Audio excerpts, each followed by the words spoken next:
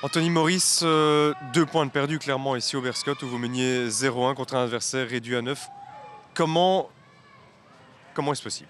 Ouais, bah, c'est de notre faute tout simplement. Je crois en première mi-temps on a quand même eu beaucoup de difficultés à ressortir. Ils ont fait un très bon match, mais à la pause on a su un peu recadrer tactiquement certaines choses de façon à leur faire mal. Puis voilà, de façon inexplicable, on prend ce but à une 2 minutes de la fin. C'est de notre faute parce qu'on a joué avec le football, mais une fois que le football te punit, là ça fait très très mal. Ouais. Vous avez joué avec la patience aussi de votre adversaire, vous gagnez du temps un peu à gauche, à droite, etc. Et puis vous êtes puni quelque part. Ouais, mais ça, gagner du temps, entre guillemets, ça fait partie, toutes les équipes le font, ça fait partie du football. Je pense plus aux contres qu'on a mal exploité, des situations où on doit plier le match, ça doit être 6-7-0 en deuxième mi-temps si on joue mieux les contres. Après voilà, il y a ce dernier but aussi où c'est de notre faute. Comme je dis, on n'en veut à personne aujourd'hui, c'est une bonne leçon pour le futur. C'est dans l'adversité qu'on voit les grands joueurs et on montrera encore la semaine prochaine qu'on est une grande équipe. On ne sentait pas encore cette équipe très sereine malgré un adversaire réduit à 9, parce qu'en ce moment Virton est un peu dans le creux de la vague et cherche encore cette première victoire dans la deuxième tranche. Ouais, on peut chercher toutes les excuses, on peut parler de la semaine qu'on vient de passer aussi, avec la démission de notre entraîneur qui nous a tous touchés humainement aussi. Voilà, on a eu un nouveau coach à partir de jeudi pour préparer ce déplacement au Berscott. Je veux dire que dans le contexte actuel, un point ici, c'est pas dramatique, mais c'est sûr que c'est deux de perdus au final. La semaine prochaine contre le Mel à domicile à 17h contre a priori une équipe plus abordable.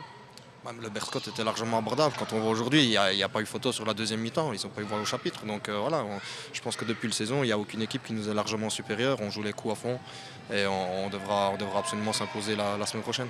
Guillaume François se partage au terme d'un match un peu fou dans lequel Virton menait numériquement et au score. Comment expliquez-vous cette fin de match?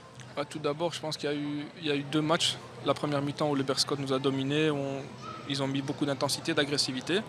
Et on a la chance d'ouvrir le score en deuxième mi-temps parce qu'on n'en prend pas dans les temps forts du Berscott en première.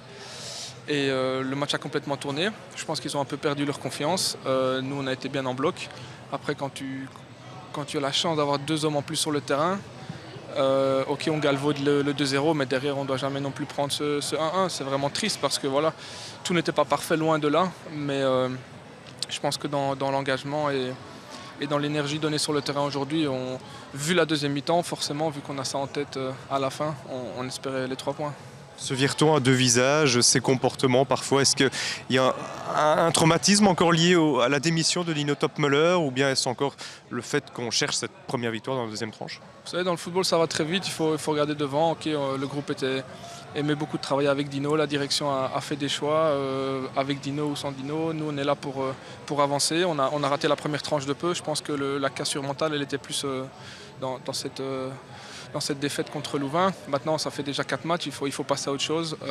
On n'a pas envie de se promener dans cette deuxième tranche sans rien jouer. Donc, on a vraiment envie de rebosser dur et de prendre des points pour essayer de coller au top 3 et jouer le plus longtemps possible la première place de cette deuxième tranche. Après, il faut rester lucide. On était une belle surprise en début de saison. Ici, les clubs s'adaptent à nous. Les adversaires sont beaucoup plus réservés face à nous. Et à nous de trouver des nouvelles choses. On a un nouveau coach. Espérons qu'il nous apporte cette surprise à nouveau.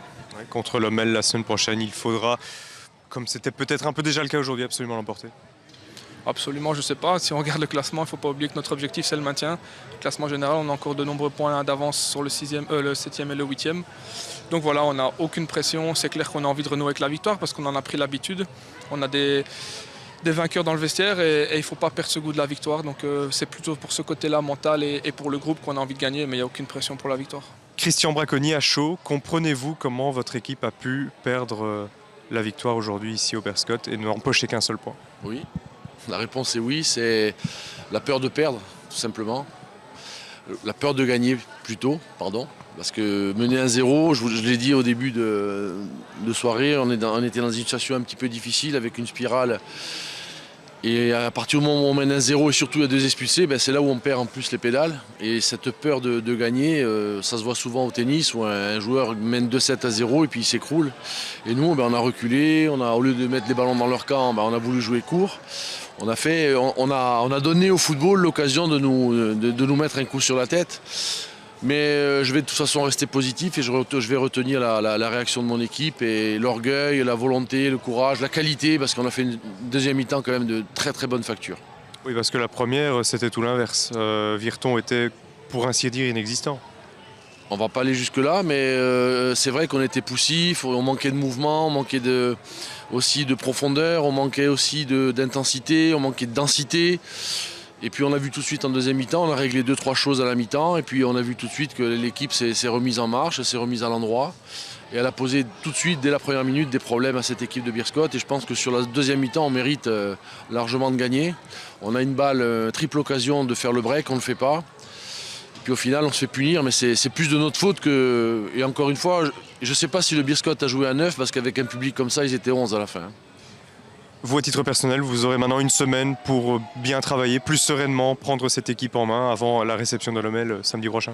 Oui, parce qu'en arrivant mercredi, en faisant la première séance jeudi, je connaissais quasiment pas les joueurs. Voilà, j'ai fait une équipe qui ressemblait à celle qui était faite dans le passé. Je me suis inspiré de ce qui était fait auparavant et c'était une bonne chose. Là, j'ai vu des choses dans la réalité, sur le terrain, en compétition. Donc je vais pouvoir avoir une première analyse des comportements des joueurs, des qualités, des petits points qu'il faudra aussi régler parce qu'il y a des points à améliorer. Donc ça va me permettre de réfléchir et de mettre en place peut-être pour la semaine prochaine des choses qui vont apparaître et qui vont justement nous permettre aussi de franchir un palier. Mais si on m'avait dit au début on prend un point au Beerscot ce soir en sachant dans quelle forme ils sont actuellement, j'aurais été content. Donc encore une fois, on va rentrer avec ce point. J'ai dit aux joueurs, vous avez le droit d'être déçus, mais à partir de demain, on se mobilise sur le match de l'OML, c'est le plus important.